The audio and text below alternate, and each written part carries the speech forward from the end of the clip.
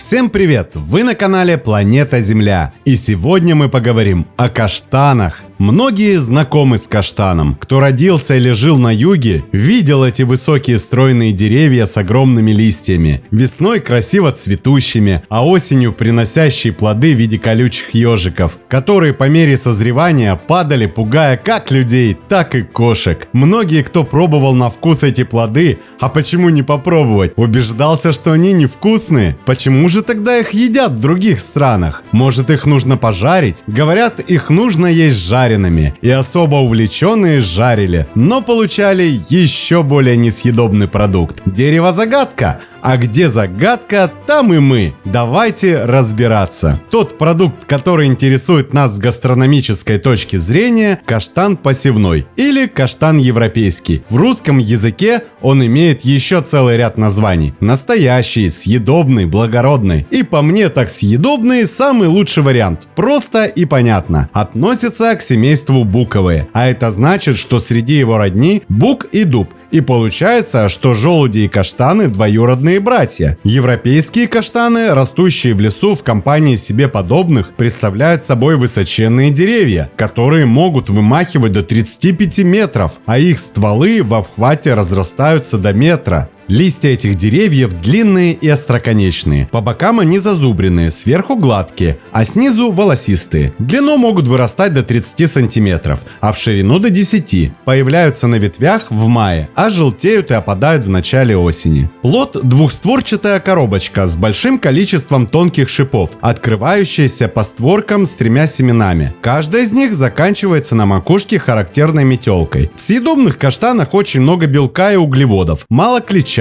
Содержит много крахмала. По вкусу они нейтральные, а по питательным качествам схожи с картофелем или рисом. Основными компонентами являются витамины группы В, С, Е и фолиевая кислота. Также в них содержится значительное количество калия, магния и фосфора. Каштан – дерево-долгожитель, которое может прожить до 1000 лет. Однако на нашей планете существует каштановый супер-мега-долгожитель, возраст которого по различным подсчетам варьируется от 2 до 4000 лет. Но это еще не все. Старичок-каштан, проживающий на Сицилии и имеющий название каштан сотни лошадей, впечатляет не только своим возрастом, но и размерами. Оно состоит из нескольких стволов, окружность которых составляет почти 58 метров. Само собой, это удивительное растение занесено в Книгу рекордов Гиннесса. Согласно легенде, в грозу под ним смогли укрыться сотня всадников, за что исполин и получил свое внушительное название. Родиной съедобных каштанов считается Малая Азия. Существует свидетельство о том, что съедобные плоды каштановых деревьев активно употреблялись в пищу еще древними римлянами. Жители Рима и окрестностей поджаривали лакомства на огне. В Древней Греции их выращивали еще за 4 века до наступления нашей эры. Великий полководец Александр Македонский лечил и кормил этими орехами своих воинов во время длительных завоевательных походов. Именно с его подачи греки разбивали обширные каштановые рощи. В Европе плоды каштана кушали еще задолго до кукурузы и картофеля. У некоторых народов эти измельченные крахмалистые плоды нередко использовались для выпечки хлеба. Вот почему каштаны одно время величали хлебными деревьями. Помимо того, что плоды едят,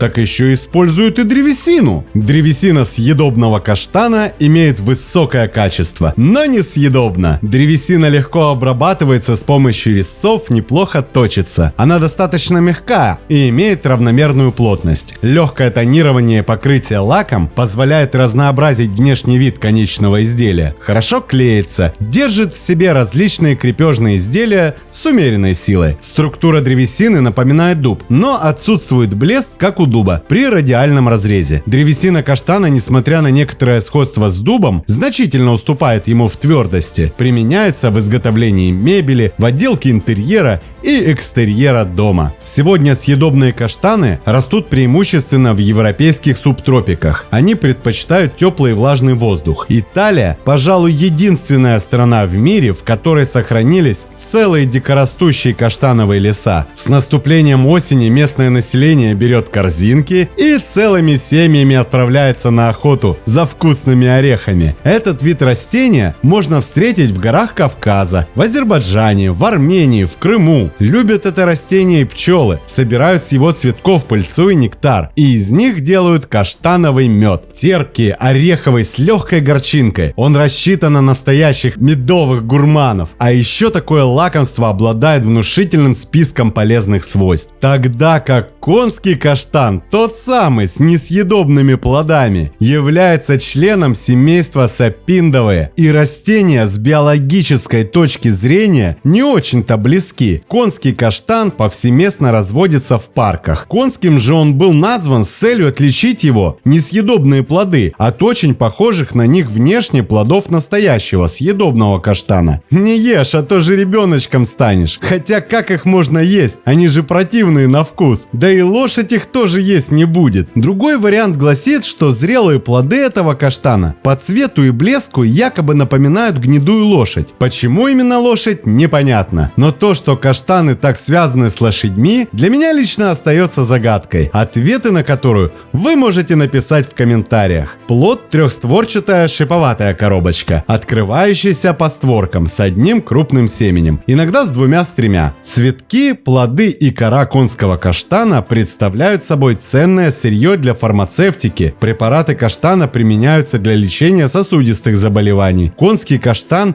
имеет косослойное строение древесины сероватого цвета. Древесина отличается высокой прочностью. В столярном деле ее используют как массив или как шпон. Родина конского каштана – Греция и Балканы. Но там конский каштан теперь встретишь нечасто. Зато благодаря многовековой любви урбанистов и специалистов по ландшафтному дизайну он процветает в парках и аллеях городов умеренного климата во всем мире. В Киеве актуальная для начала 19 века мода сажать конские каштаны так и не прошла. И путеводители справедливо говорят, что это лучшее место, чтобы ими полюбоваться. Они повсюду. Их классические колоколообразные силуэты с солидными стволами и ветвями к маю превращаются в высокие канделябры. Характерные изобильные ранней весной липкие почки взрываются веерами 5-7 листьев и созвездиями пышных цветочных свечей, привлекая туристов и опылителей. Пчелы переносят от дерева к дереву пыльцу и получают награду придающий энергию нектар. Когда нектар заканчивается, цветок меняет цвет с желтого на оранжевый, а затем на пунцовый, любезно призывая трудолюбивых пчел поискать счастье в другом месте. Это очаровательное проявление мутуализма, взаимополезного сосуществования, позволяет деревьям сосредоточиться на производстве нектара в тех цветах, которых еще предстоит опылить, а пчелам не летать впустую. Увесистые семена конского каштана скрыты в колючей пухлой оболочке. Они невероятно блестящие и коричневого цвета, а для детей это настоящее сокровище. Наверное, малыши чувствуют это интуитивно, потому и норовят собрать их во время прогулки, набить полные карманы и унести домой. Как же можно каштаны не собирать? Ведь они такие красивые, блестящие, гладкие и приятные на ощупь. Ведь с ними можно делать все, что угодно. Блестящие кругляши могут быть камнями, котлетами, пирожными, конфетами, даже если они несъедобные. А сколько игр было с ними! А играя с каштанами, детки развивают мелкую моторику, тактильное ощущение, ориентировку в пространстве, фантазию, физические навыки, умение самостоятельно находить себе занятия на прогулке и делать эту прогулку